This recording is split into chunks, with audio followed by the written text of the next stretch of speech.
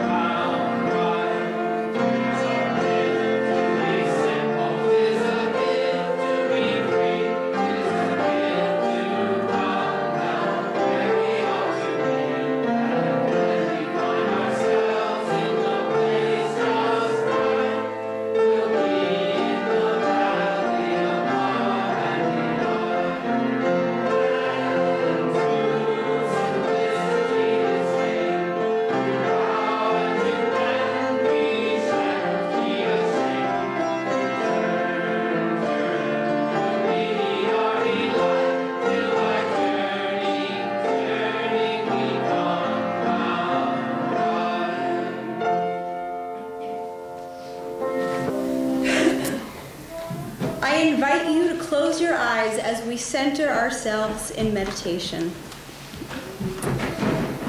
Today we've heard a lot about transition, both in our joys and in our sorrows.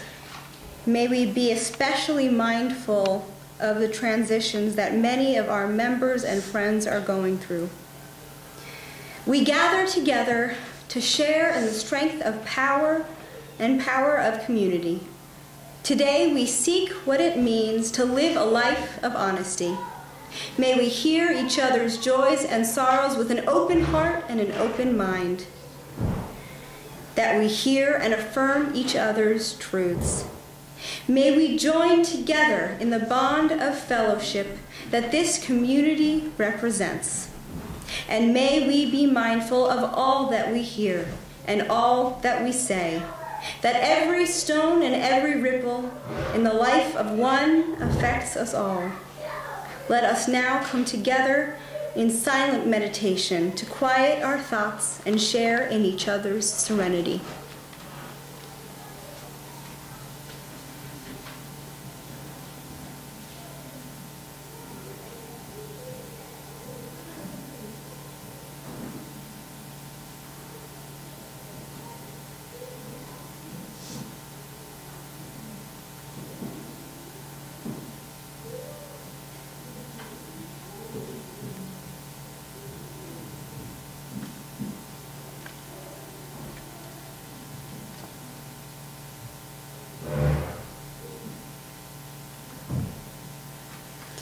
May the silence we have shared continue to hold and heal us all.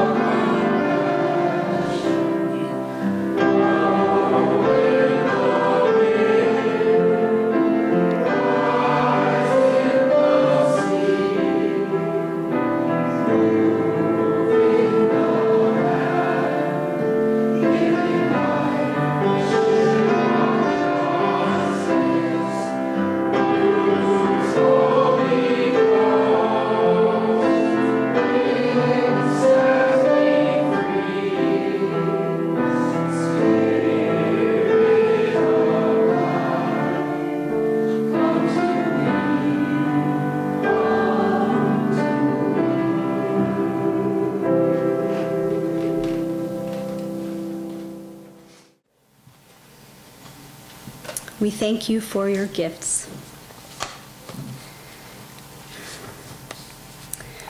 I have been in this wonderful community for the last 3 months or so, but today I come before you as a preacher to share in the full worship experience with you for the first time. And when I think about what inspires who I am, as many of you have learned, I so often come back to theater and music. So I hope you will bear with me. Today I'm going to play a song from the musical La Cage aux Folles called I Am What I Am. And I'm using this song as the touchstone of my sermon. As I'll get to later, this song holds a special significance for me, both as an individual and as a Unitarian Universalist. So I invite you to close your eyes, and for the next 2.5 minutes, we'll listen together.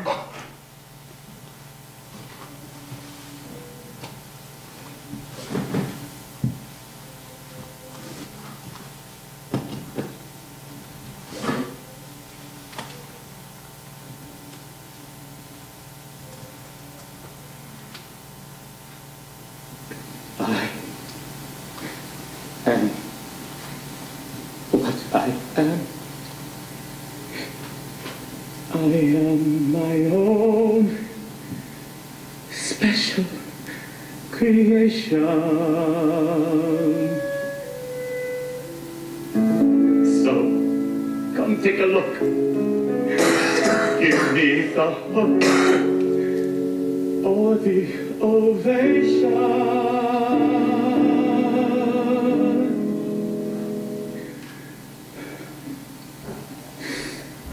It's my world that I want to have a little pride in. My world, and it's not a place I have to hide in. Life's not worth a damn till you can say, hey world, I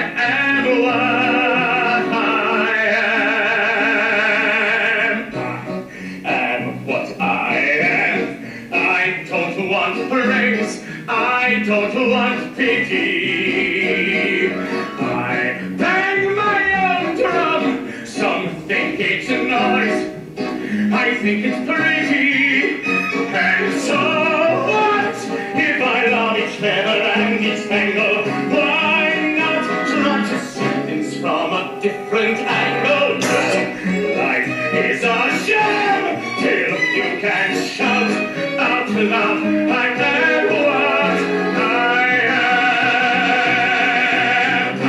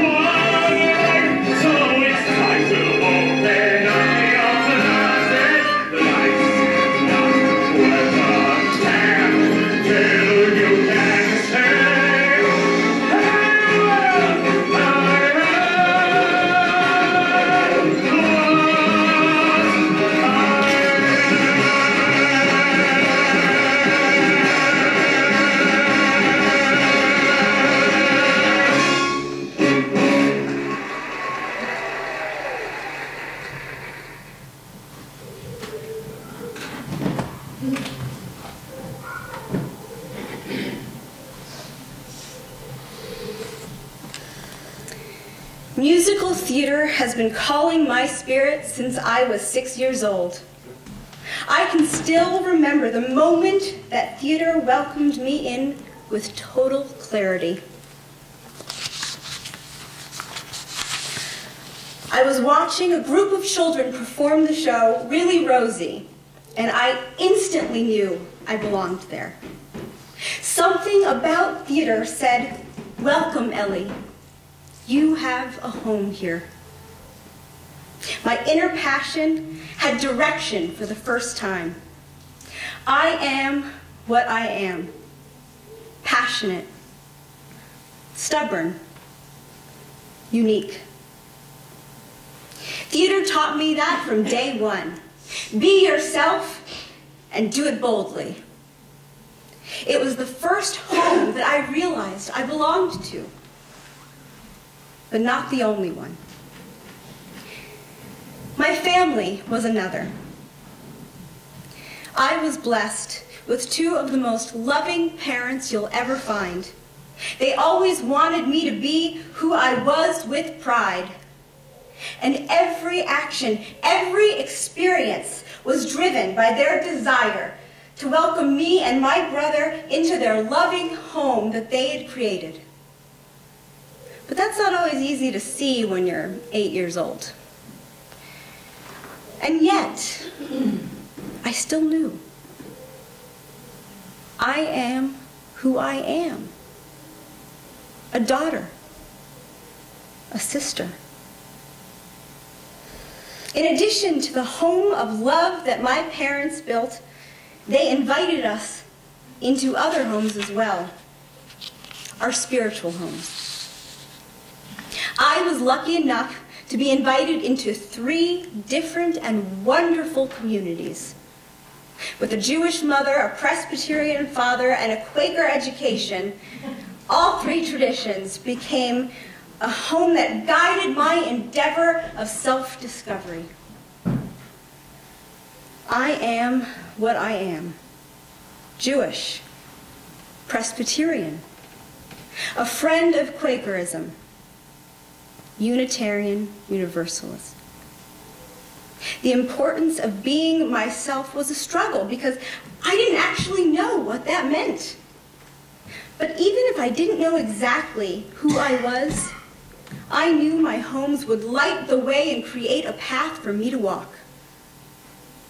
And little by little, as I added the many homes that had welcomed me into fellowship, I started to build a home of my own. A home in my heart that held all these facets of who I was.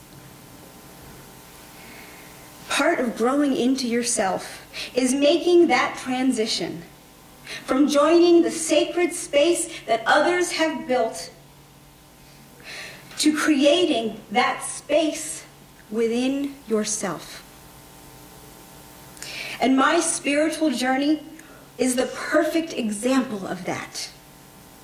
My mother invited me into the history and culture of Judaism. It was a home that always said, "Welcome. You are loved and you are cherished here." My father invited me into Christianity, a home that was always eager to help me express who I really was with courage and love. They were homes that I was invited into, homes that I still enter with pride. But something changed when I became a Unitarian Universalist. I created my own spiritual home. It still houses my interfaith background and identity, but it also nurtures the belief that we each have a unique spiritual path to walk. And there is joy in how we bear witness to each other's journey because we are what we are. One of the reasons this song holds such significance to me is that I saw La Cage aux Folles right around the same time I decided to pursue ordination in the UU. It was a special kind of homecoming, a homecoming to the child and the adult within me. As children, we are called into fellowship because we never fully shed our inner child. We are invited into the hearts of others. But as we get older, we start to figure out how to invite our loved ones into the space that we've been working on, and why that invitation is so important. At this point in my life, I can't separate myself from my family or friends because part of who I am is the love that I carry with me. They are part of my home. That love is a part of my home.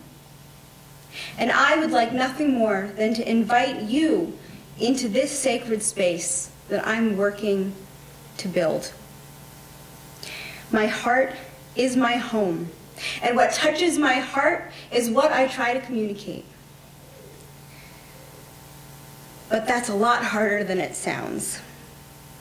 I am who I am, but inviting you into that space is only the first step.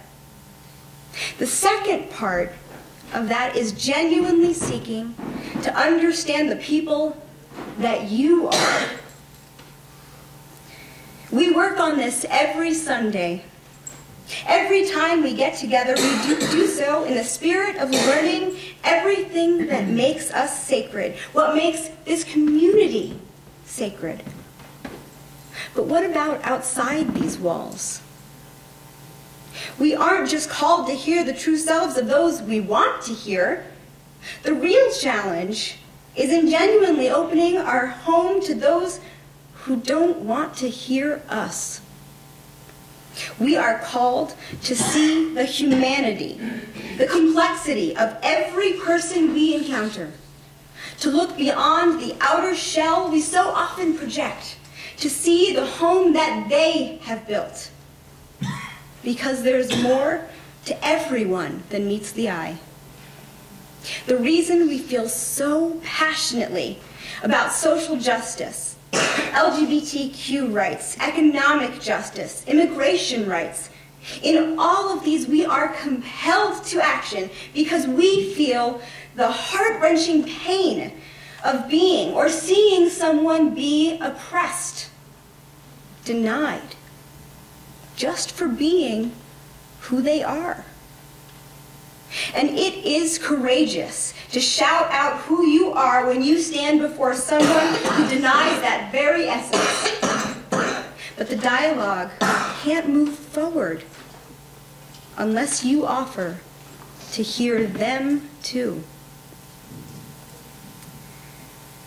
It is hard work. About 3 years ago, I was faced with a situation that challenged everything that I stood for. I had just returned from a 2-week intensive program working with youth from regions of conflict. They'd come from Israel, Palestine, Northern Ireland, South Africa, and America. It was an extraordinary celebration of diversity and dialogue. But the program was over, and a few nights after I got back, I decided I would attend a social gathering that I was somewhat removed from, a friend of a friend's gathering. When I got there, I felt uneasy. And then I saw something that would change the course of the night. A young man, probably around my age, was wearing a t-shirt that read, "White bread is best." In a moment, my discomfort went straight to anger, and I made the snapshot judgment of this young man and his friends. They were racist and homophobic, and that's all I could see. I was so blind by anger that I couldn't see past the surface. I stood in the corner glaring, just waiting for someone to say something obnoxious to me. I was ready to jump in with a witty retort. That didn't happen, though. At the end of the day, they were just a group of people that wanted to hang out with their friends. And I missed an opportunity to look for the person underneath the t-shirt, to learn about the heart and home that made him who he was. I had just spent 2 weeks with inspirational youth working on conflict resolution and interfaith dialogue, urging them to really dig deep and see each other for the complex, multifaceted, and wonderful people that they were, teaching them to live a life of empathy and compassion, asking them to invite their historic enemies into their hearts. And yet somehow, I didn't realize that I was facing a situation that we'd just been training the youth for. To really look inside myself and find the courage to be the same person of empathy I had been with youth who really wanted to let others in. Sadly, I didn't do that. Nor did I stand my ground to tell him that his shirt offended me greatly. I look back on that night and I ask myself, what must I have seemed like to the other partygoers? What self did I project? Was it one of compassion and grace? No. They saw anger. They saw judgment. Not only did I neglect to look for that home inside of them, at the home where they are somebody's son, somebody's friend, somebody's loved one, I also lost sight of myself, of what I really stand for. And that's the power of being confronted with intolerance. How do we stay true to who we are when what we stand for is under attack? How do we extend the same grace of compassion and empathy to those we don't like? That's when we really learn who we are. I can't take back that moment, but I can learn from it. I am what I am. Imperfect, yes, but still learning, still growing. Because we aren't finished building our inner homes. That's the best part about it. We are always evolving, always changing as we let in new people and new experiences into our hearts. That is my favorite thing about being a Unitarian Universalist. The process of building our home is sacred. It's the process that we cherish, not just the end result. And we have the opportunity to invite every person we meet into our heart and into our process, to have the courage of conviction to hear even those who deny our very core, and ask them with genuine curiosity and care, who are you? I am what I am, but I hope you have a home here. Amen.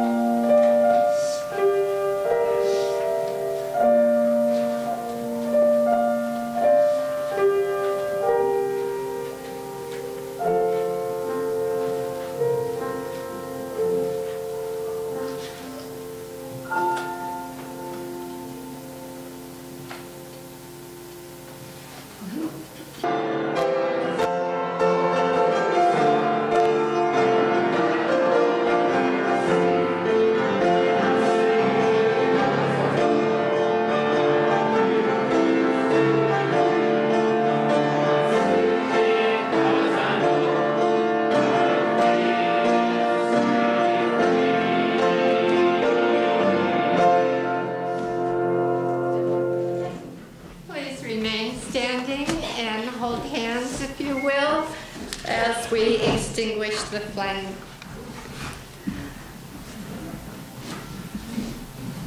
We extinguish this flame, but not the light of truth, the warmth of community, or the fire of commitment. These we carry in our hearts until we are together again. Go in peace.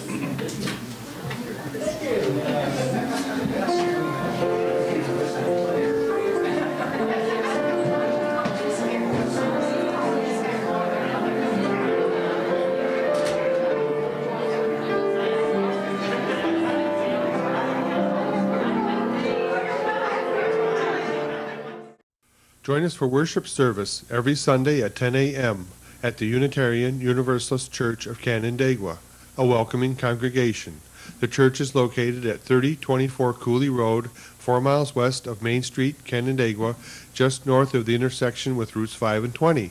Call for information or directions 585-396-1370. Your comments about this program or questions about the church are welcome at 585-396-1370.